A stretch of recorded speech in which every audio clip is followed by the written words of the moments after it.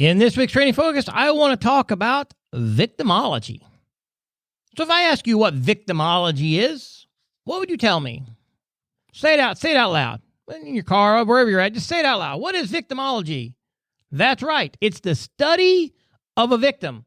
As we know, anything with the term ology is a study of. So victimology is a study of a victim. And so why do we need to do victimology? Now, let me explain that there's different levels of victimology is what I'm trying to say. So as a death investigator, law enforcement, coroner, you're going to do victimology on every death case you work. Now, that might be a natural causes death where you've talked to family, you've looked at the scene, you've collected medical records, you may be in one of those big departments that don't send someone to every death and they simply request medical records, they talk to the doctors, and you decide on a cause and or manner of death. That is still a victimology. You're not going to rule a natural causes death due to cardiac-related issues if you don't have the preponderance of evidence to indicate that it was a cardiac event. But that's victimology. But then on the other scale, you may have an unknown person found stuffed behind a dumpster somewhere. The victimology comes into play for multiple reasons that we're going to talk about today. So victimology can be limited or it can be very extensive. And then, of course, when it comes to suicide, there's a lot of victimology needs to be done there as well. So victimology, at its basic definition, is the collection and assessment of any significant information as it pertains to the victim and his or her lifestyle. So that's the definition. To that end, it's extremely important that investigators know the victim and they have a complete victimology study. I know that it's going to be based upon the case. If I have someone dying of lung cancer on hospice and dies, I probably don't need to know their veteran status and their number of marriages, right? But there are some cases that you might need to know that, not hospice cases, but you see what I'm saying? So you need to know everything you can about them. Now, failing to have a complete picture of the victim, well, that's pretty well going to prevent you from developing motive of a suspect. If you have a homicide and you're doing a victimology on a homicide victim, you need to know everything you can about them so that it can it'll help point to a suspect. And victims are assessed based upon risk factors. Now, risk factors, there's a lot of subjectivity to risk factors, but usually they're regarded as either a high, moderate, or low based upon the lifestyle, their living conditions, job skills, their neighborhood, anything like that.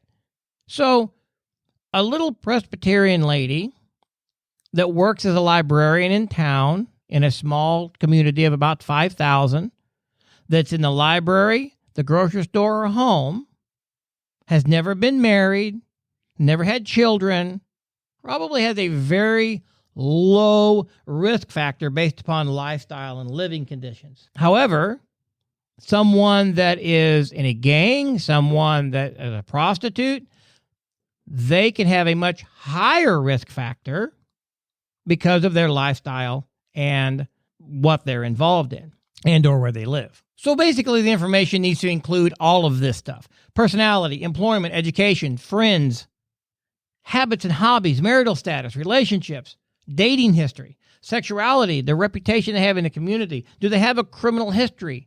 Do they have a drug and alcohol use problem? Do they drink alcohol socially, or are they alcoholic? Physical conditioning, and then where do they live? Where did they grow up? Is where they grew up different than where they live now? They might have grew up in $2 million home, but yet now they're living in a poverty neighborhood, or vice versa. They grew up in a poverty neighborhood. Now they're living in a $2 million home.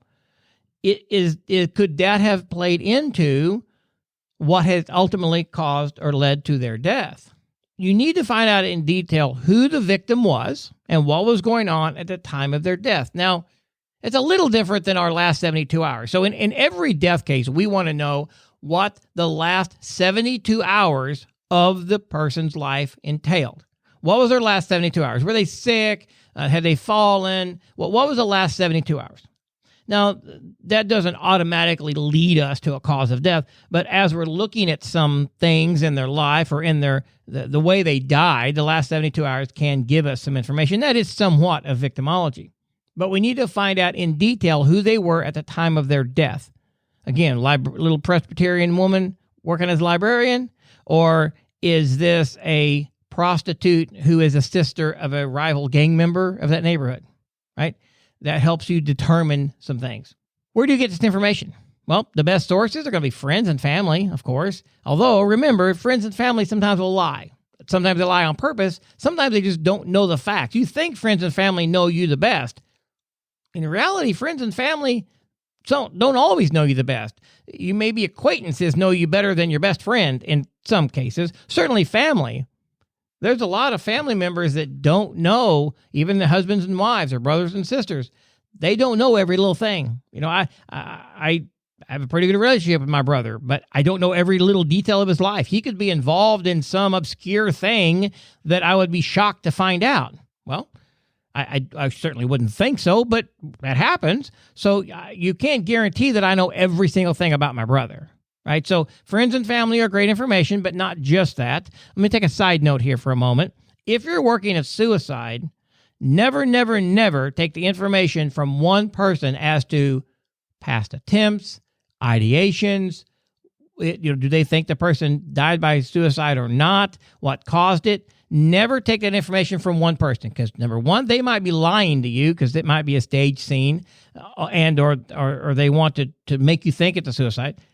They might not know, and you're getting information from one side. You could have the whole thing skewed. So make sure you don't just get it from the wife. You don't just get it from the family. You get it from the people at the scene and try to find other people. Now, how many? 3, 4, 5, 7? I don't know, but enough other people that can lead you down that path to find the information you really need, especially in a suicide. Again, not just from one person.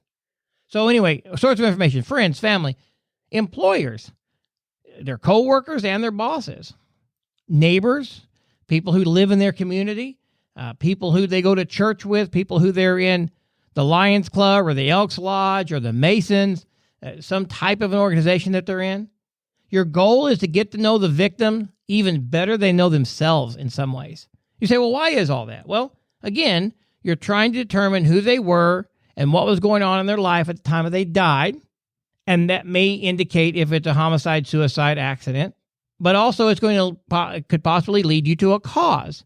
If they were involved in drugs or alcohol or something like that, that certainly can be something that would lead you in a certain direction. Now, something that we call a psychological autopsy or a post-mortem psychological review, or I've heard it called different things. I'll just call it a suicide assessment. When you're working a suicide, we're looking at victimology here. We have a suicide. This psychological autopsy or this post-mortem review is one of the best things you can do to be able to get to the 70% standard that NAME says we have to get to rule something a suicide. And it involves everything I've just talked about, collecting all the information about the deceased, interviewing friends and family, relatives, employers, employees, everybody around them, so that you can just find out their mental health, what was going on in their life at the time. They may have a medical history their wife don't know about. They may be been embezzling money and getting ready to be fired, and their wife didn't know that was going on at work yet. You want to get into their psyche. Maybe they're suffering depression. Maybe some of the closest friends around them, family or friends, don't really recognize it was depression. They've got a behavior change. They're angry, or they don't sleep at right, or they're eating more, eating less, something like that. Something's wrong. They haven't felt good for a while, and they're angry, and for some reason, he bites my head off every time I say something incorrect or whatever. Well, that's a change.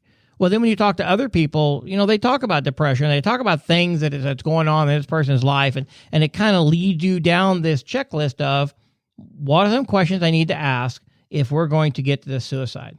So in simple words, a psychological postmortem, similar to a physical autopsy in a lot of ways, it attempts to explain why the person took their life, or if it was a murder, By analyzing medical records, interviewing families, and conducting research in a person's state of mind prior to death, you'll be able to make a better determination as to if you feel this was a self-inflicted, you feel this was an accident, you feel this was a homicide.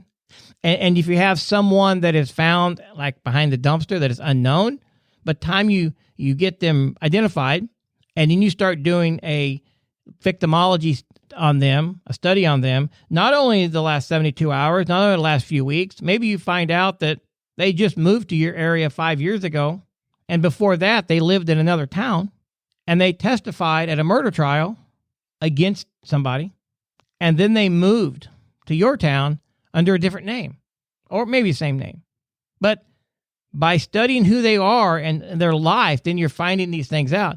Maybe they are working as a prostitute, but you find out that the reason they're working as a prostitute is because these things happen in their life, which has caused them to be on the street, which then they decided prostitution was a way to get money for food.